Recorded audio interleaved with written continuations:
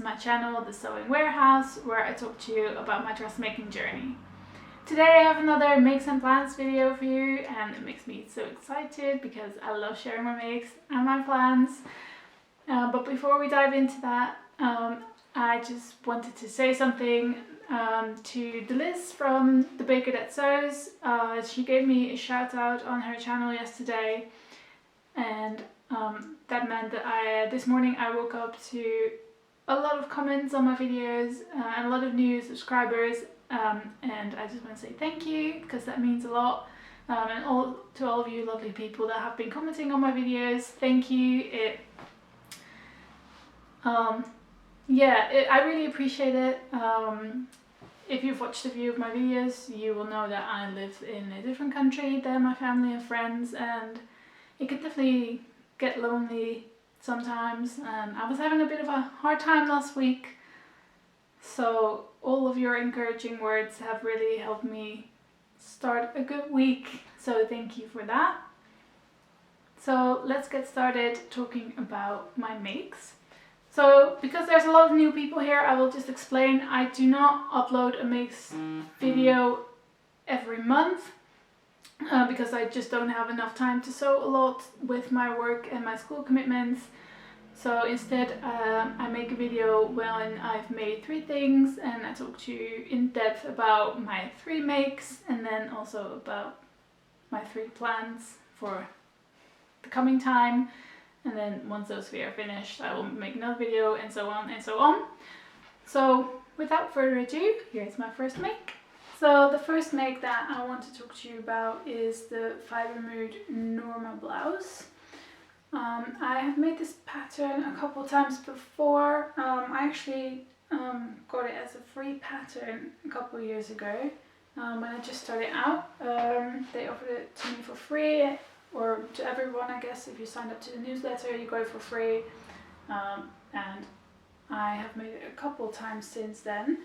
But I actually wanted to make one that was suitable for work. I like to wear white blouses to work because I usually wear either patterned trousers or patterned blazer.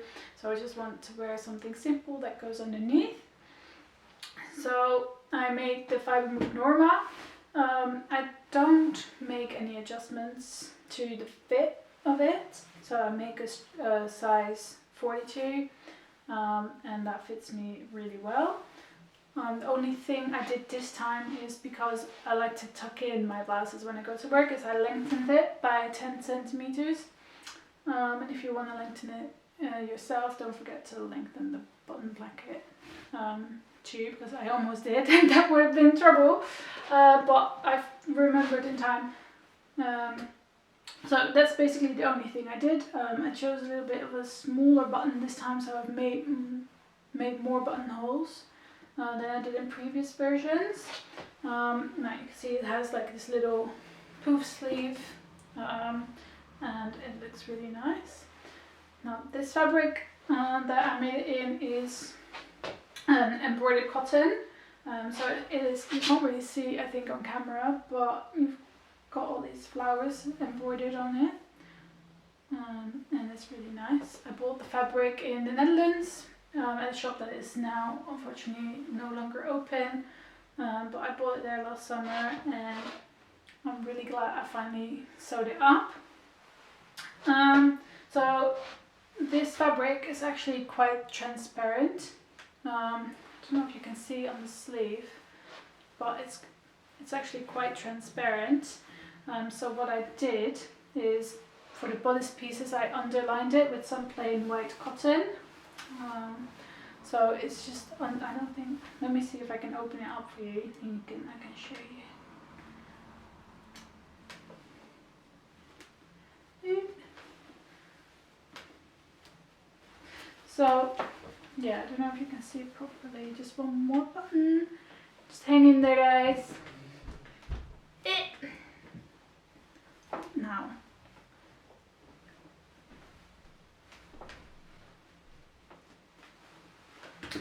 So yeah, on the inside is this plain white cotton.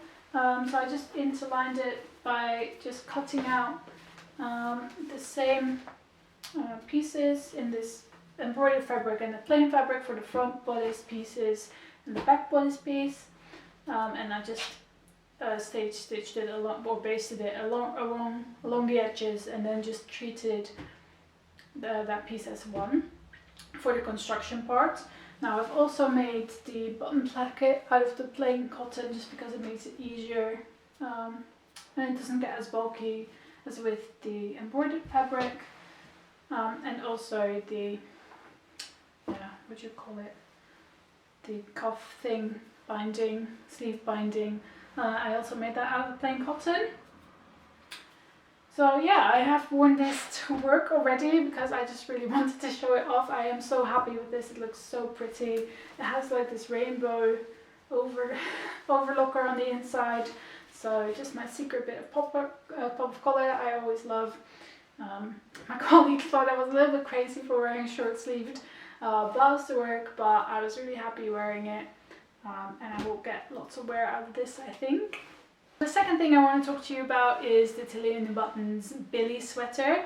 I just made this last weekend, and I absolutely love this sweater. I've already worn it a couple of times.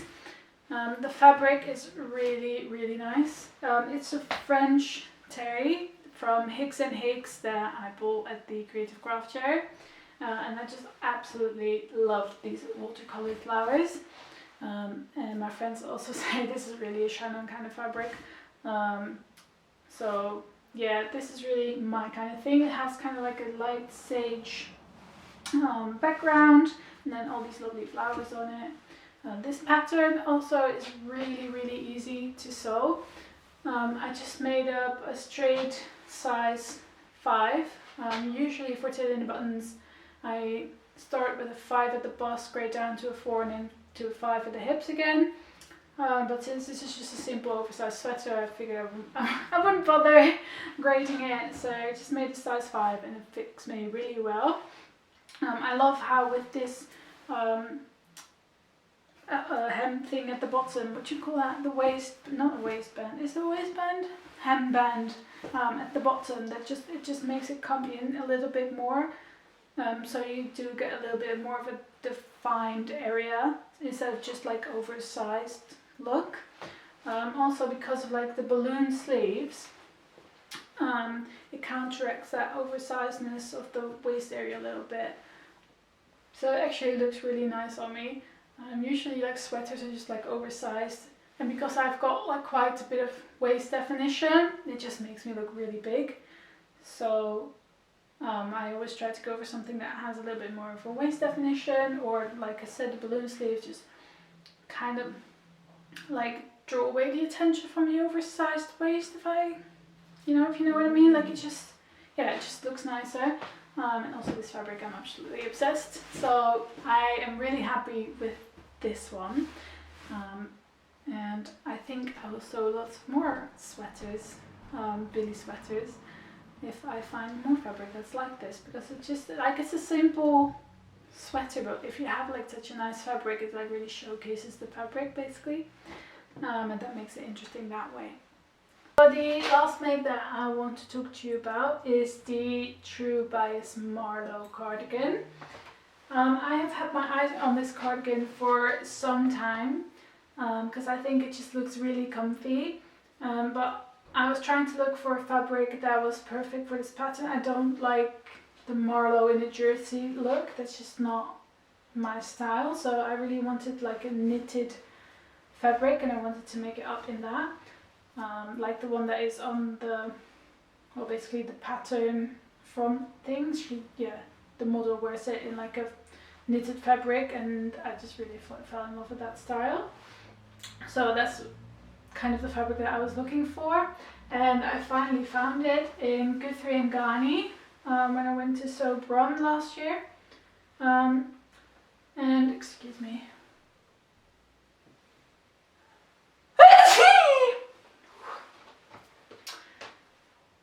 And yeah, I bought it in a black because I feel like I've got lots of navy clothes. They have this in the black colorway, a navy colorway, and a really like light blue, aqua turquoise kind of color.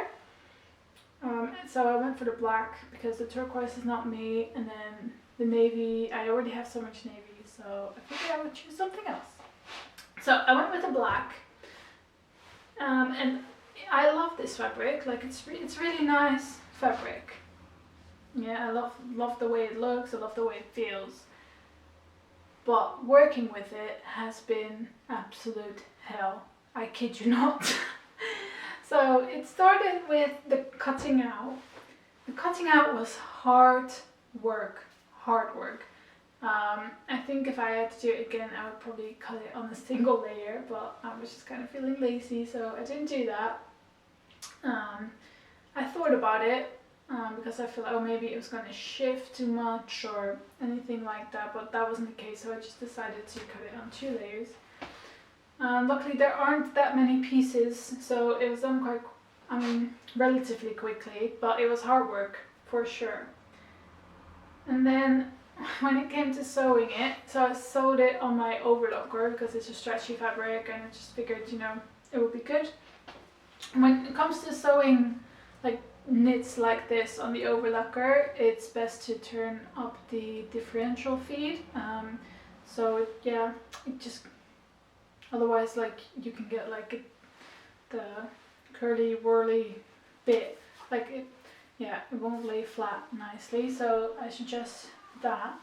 But my overlocker did not like this at all. I kid you not when I say I have broken 10 needles sewing this thing up. So I'm very happy that it is done, but it was definitely a nightmare to sew with. And when it came to sewing the buttonholes, yeah, that didn't work. It didn't happen. So since it's so oversized, I just put the 2 layers of fabric together and sewed the button on. So you can't, there's no buttonholes, you can't open it. I have to put it on over my head, but luckily it is big enough that I can do that, because at that point I was like, oh, this is not, I was just done. I wanted it to be finished. I was like, oh, let's do a quick way out. So it wasn't a very enjoyable sew. I am happy with this because it's just like a very comfortable cardigan. It's super oversized.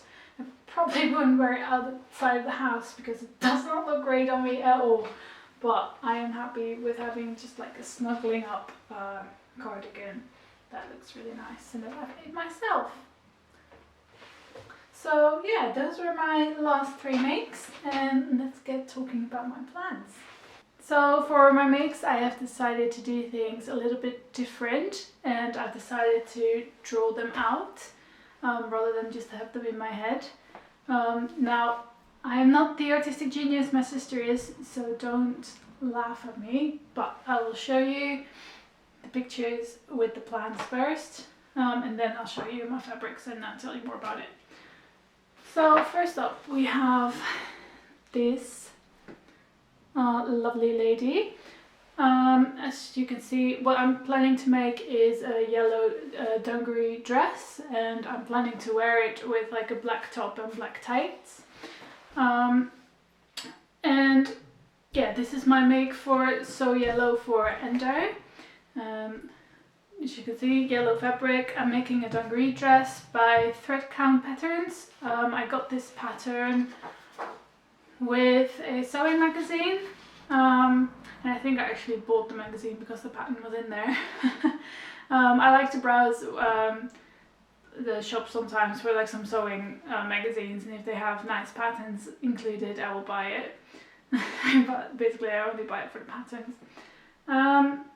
And I'm going to make it in this yellow corduroy that I bought at the Creative Craft Show in the NEC last November.